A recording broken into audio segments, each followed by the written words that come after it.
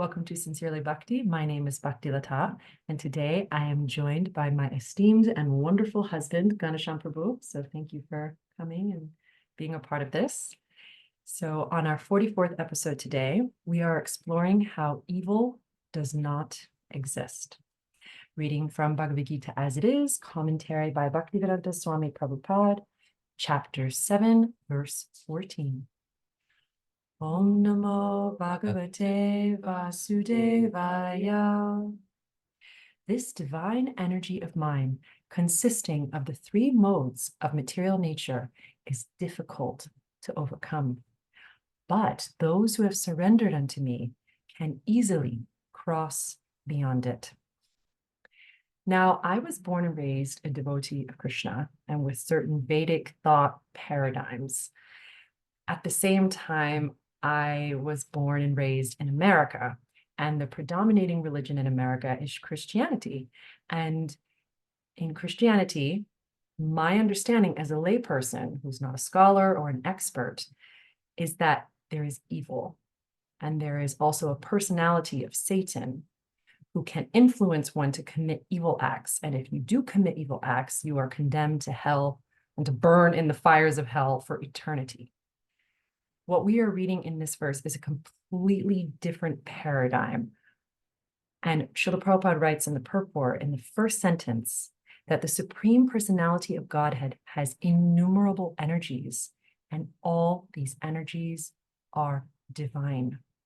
Now, if we truly believe that God is good, then how can evil exist? Because all these energies are divine. If something is divine, then it must be good. And if God created everything, then everything is under his purview. If something was truly evil, an adversary is often translated in the Hebrew, the adversary, the accuser, then that would be not under God's jurisdiction, so not under his control. So then God is not all powerful and he is not in full control. So it is a powerful and wondrous paradigm that is described here, that actually all these energies are divine, and the soul is superior to material nature. It's just various, Prabhupada says, innumerable energies. And so the energy of the soul is superior actually to material nature. But the only reason that we are in this conditioned state is because due to contact with the material energy. And so then we become conditioned and influenced by it and covered over. That covering is sometimes called avidya, ignorance. But like Bhakti is sharing, when we hear ignorance, we think, well, I just need some knowledge and then I'm out of ignorance. Or we may think that, well, ignorance, the word ignore is there. So there's something true that I'm just ignoring, and I'm not. So therefore, if I say what is true, then I'm out of ignorance. But interestingly, this ignorance is not just like a lack of information that we just need to get. It's an energy of God. It's called the avidya shakti. So no matter how intelligent you are, what kind of information you accumulate, you're still under this power. And this verse is saying the only way to get from under that power is to surrender to God. So it's not about like, oh, I'm ignorant, give me knowledge, now I know. Even if you know, you still could be under this energy of avidya. And therefore, it's only the surrender of the heart. And then God lifts that energy that is covering all living beings. And in these verses here, he says, every living being is born under this ignorance, which is comprised of the three modes of nature. So it's an energy that covers the consciousness of every living being. And so, you think the problem is ignorance, get knowledge. But it's not so simple. It's actually a surrender of the heart, and then God himself lifts the energy, which is covering all living beings. So it's amazing. And if that avidya shakti is one of the energies of God, one of the innumerable energies of God, if it emanates from God, there is no way you can overcome it. It's impossible because it's God himself. How do you overcome God? You can't. And Prabhupada is emphasizing that here. You can't overcome material nature It's just too powerful, too strong. It's like being an ant within the ocean, being swept away by the currents of the ocean. God is all powerful. So the only way, as you were saying, to truly overcome this ocean of material nescience is to surrender unto God. And it's so beautiful the way that Srila Prabhupada is actually glorifying this material nature, saying that it is the material nature, although inferior, acts so wonderfully in the construction and destruction of the cosmic manifestation. There is no evil here. This is not evil. And avidya shakti, even though ignorance, we could say so much so-called evil is caused in this world through ignorance, it's coming from God. This is all wondrous. And so if we can try and find that place in our heart, as you were saying, to surrender to God with our hearts, he can easily take us out of this ocean of nescience, of pain, of suffering. And it says here in the verse, easily cross beyond it. And then the word is taranti, the cross beyond.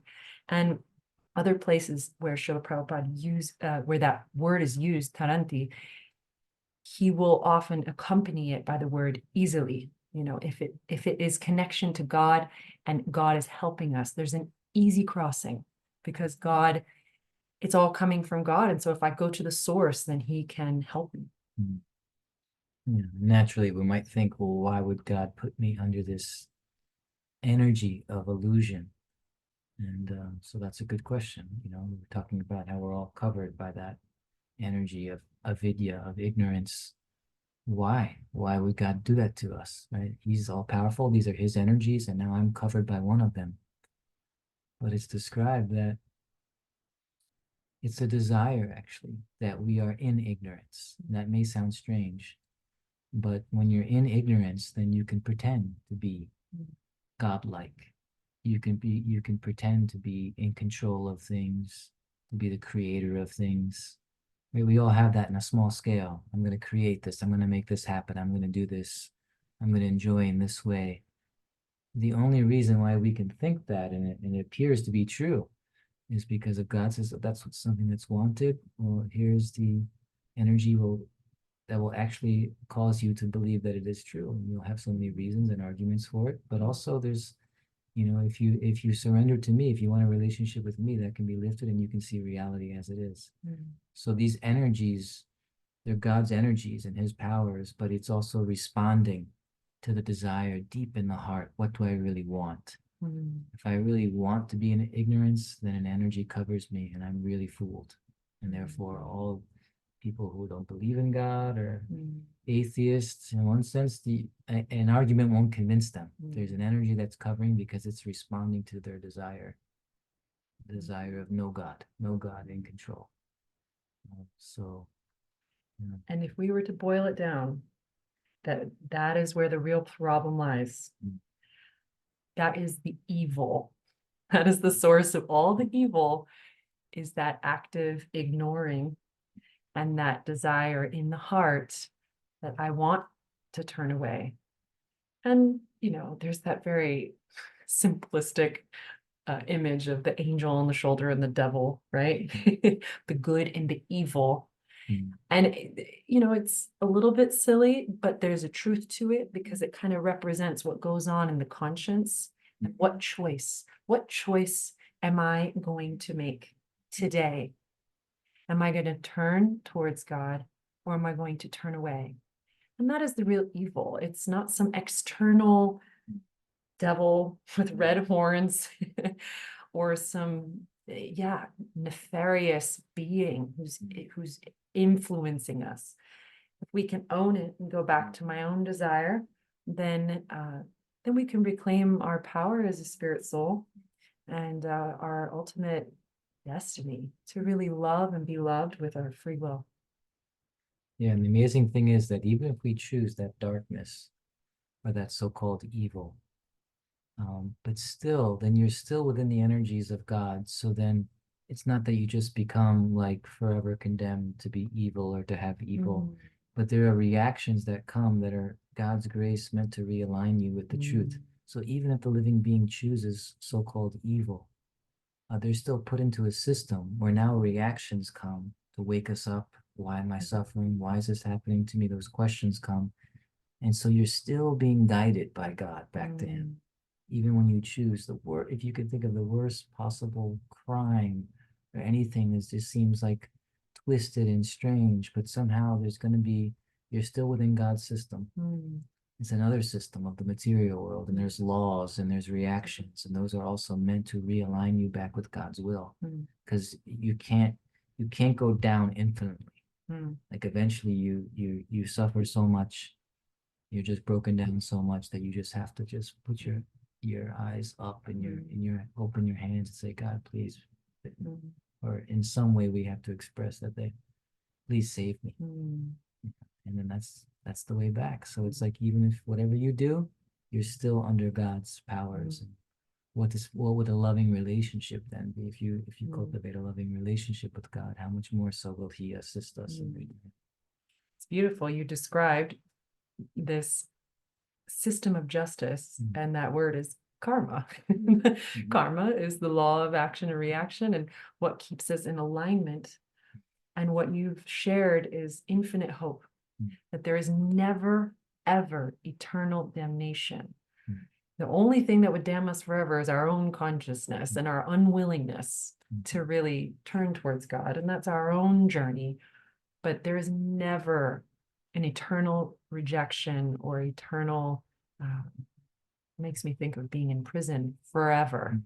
And so there's a sense that no one is evil. You know, even if you've thought of the most evil persons in the world, and I can think of a few in history, believe me, I can think they have committed the most atrocious acts I could ever imagine. The fact is that their soul is still pure. Those personalities were simply covered over and so calcified by these modes of nature. They're so strong. They're so strong. And they kept choosing to get covered over more and more and more. And so there will be karma. We can trust, we can be at peace. There is always justice. If God is truly loving, then He is also truly just. And that there will always be justice, even to those people that we consider the most evil that we can imagine. And that there is an opportunity always for redemption and for coming closer to the Lord. So. Well, thank you for joining us today. Those are our reflections on the 7th chapter, 14th verse. Thank you for joining us today. All right, Hare Krishna.